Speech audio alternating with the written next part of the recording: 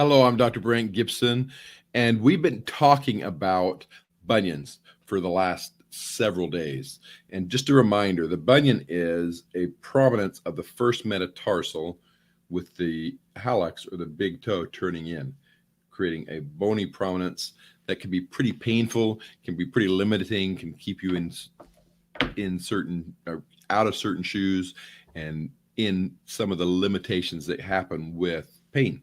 So what can you do to prevent this problem? Number one, if you remember why it happens, one of the big causes of why it happens is genetics. But just because you have the genetics does not mean you'll get to the point where you have so much pain that you have to live with it that way. So things that you can do to prevent it.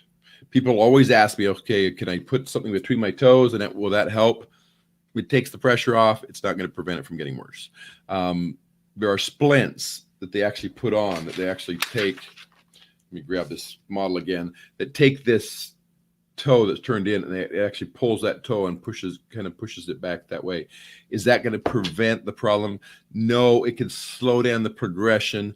Typically, it doesn't make a big difference. So what can you do to prevent it?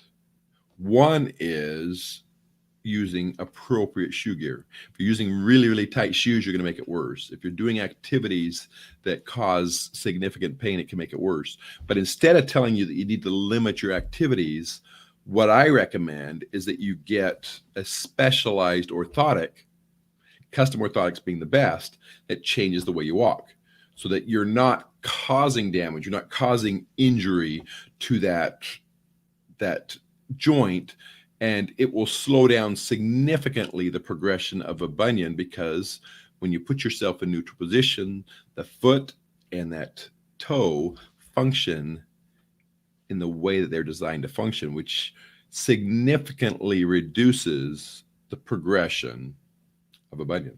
So the best way to prevent bunion progression is custom orthotics. And by getting into custom orthotics, there's a possibility that you can prevent ever having to have surgery by slowing down the progression enough that it never gets sore enough to interfere with your life. So this is Dr. Brandt Gibson, and this is your podiatry tip day, see if I can find it here, day 244, prevention of a bunion. And as we said, the best way to prevent a bunion is through